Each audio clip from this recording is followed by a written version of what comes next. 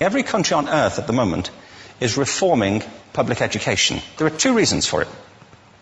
The first of them is economic. People are trying to work out, how do we educate our children to take their place in the economies of the 21st century? How do we do that, given that we can't anticipate what the economy will look like at the end of next week, as the recent turmoil is demonstrating? How do we do that? The second, though, is cultural. Every country on earth is trying to figure out, how do we educate our children so they have a sense of cultural identity and so that we can pass on the cultural genes of our communities while being part of the process of globalization? How do we square that circle? The problem is they're trying to meet the future by doing what they did in the past. And on the way, they're alienating millions of kids who don't see any purpose in going to school. When we went to school, we were kept there with a story, which was if you worked hard and did well and got a college degree, you would have a job. Our kids don't believe that. And they're right not to, by the way. You're better having a degree than not, but it's not a guarantee anymore.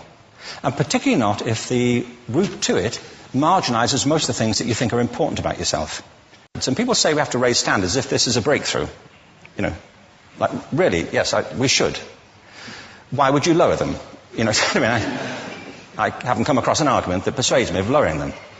But raising them, of course we should raise them. The problem is that the current system of education was designed and conceived and structured for a different age. It was conceived in the intellectual culture of the Enlightenment and in the economic circumstances of the Industrial Revolution. Before the middle of the 19th century, there were no systems of public education. Not really. I mean, you could get educated by Jesuits, you know, if you had the money. But public education, paid for from taxation, compulsory to everybody and free at the point of delivery, that was a revolutionary idea. And many people objected to it. They said it's not possible for many street kids, working class children, to benefit from public education. They're incapable of learning to read and write, and why are we spending time on this? So there's also built into it a whole series of assumptions about social structure and capacity. It was driven by an economic imperative of the time, but running right through it was an intellectual model of the mind, which was essentially the Enlightenment view of intelligence. That real intelligence consists in the capacity for a certain type of deductive reasoning and a knowledge of the classics originally, what we come to think of as academic ability. And this is deep in the gene pool of public education, that there are really two types of people, academic and non-academic, smart people and non-smart people.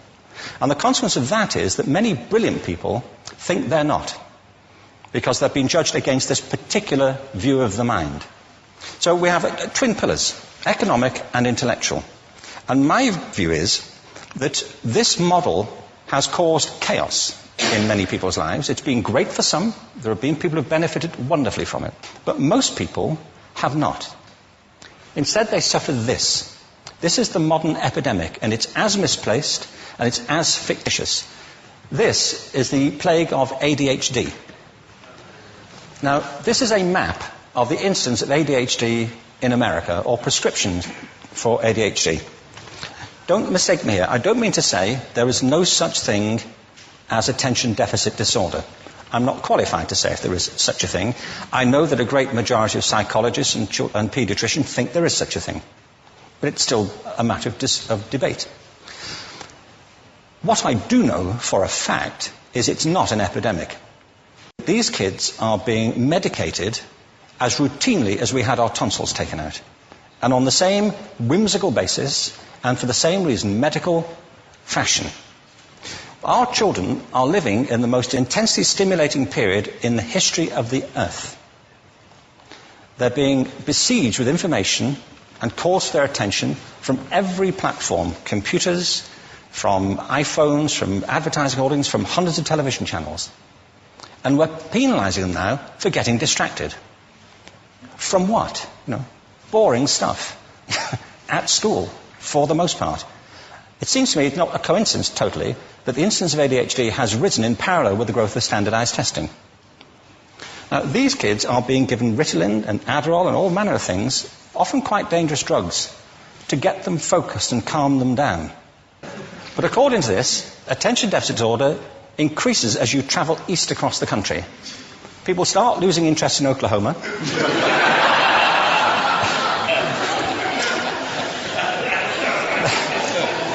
They can hardly think straight in Arkansas. And by the time they get to Washington, they've lost it completely. And there are separate reasons for that, I believe. It's a fictitious epidemic. If you think of it, the arts, and I don't say this exclusively of the arts, I think it's also true of science and of maths, but I say about the arts particularly because they are the victims of this mentality currently, particularly. The arts especially address the idea of aesthetic experience.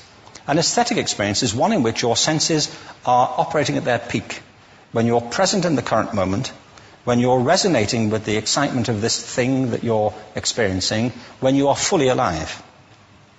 An anesthetic is when you shut your senses off and deaden yourself to what's happening. And a lot of these drugs are that. We're getting our children through education by anesthetizing them. And I think we should be doing the exact opposite. We shouldn't be putting them asleep. We should be waking them up to what they have inside of themselves. But the model we have is this. I believe we have a system of education that is modeled on the interests of industrialism and in the image of it. I'll give you a couple of examples. Schools are still pretty much organized on factory lines, ringing bells, separate facilities, specialized into separate subjects. We still educate children by batches. We put them through the system by age group. Why do we do that? Why is there this assumption that the most important thing kids have in common is how old they are? It's like the most important thing about them is their date of manufacture. You know what I mean? Well, I know kids who are much better than other kids at the same age in different disciplines, or at different times of the day, or better in smaller groups than in large groups, or sometimes they want to be on their own. If you're interested in the model of learning, you don't start from this production line mentality. It's essentially about conformity, and increasingly it's about that as you look at the growth of standardized testing and standardized curricula. And it's about standardization. I believe we've got to go in the exact opposite direction. That's what I mean about changing the paradigm. There was a great study done recently of divergent thinking. Published a couple of years ago. Divergent thinking isn't the same thing as creativity. I define creativity as the process of having original ideas that have value. Divergent thinking isn't a synonym, but it's an essential capacity for creativity. It's the ability to see lots of possible answers to a question, lots of possible ways of interpreting a question, to think what Edward de Bono would probably call laterally, to think not just in linear or convergent ways, to see multiple answers, not one. So, there are tests for this. One kind of cod example would be, people might be asked to say, how many uses can you think of for a paperclip? Well, those routine questions. Most people might come up with 10 or 15. People who are good at this might come up with 200. And they do that by saying, well, could the paperclip be 200 foot tall and be made out of foam rubber? Does it have to be a paperclip as we know it, Jim? Now, there are tests for this, and they gave them to 1,500 people. This is in a book called Breakpoint and Beyond. And on the protocol of the test, if you scored above a certain level, you'd be considered to be a genius at divergent thinking. Okay? So my question to you is, what percentage of the people tested, of the 1,500, scored at genius level for divergent thinking? Now, you need to know one more thing about them. These were kindergarten children. So what do you think? What percentage at genius level? 80. 80, okay. 98%. Now, the thing about this was it was a longitudinal study. So they retested the same children 5 years later, ages of 8 to 10. What do you think? 50? They retested them again 5 years later, ages 13 to 15. You can see a trend here, can't you? Now, this tells an interesting story, because you could have imagined it going the other way, couldn't you? You start off not being very good, but you get better as you get older.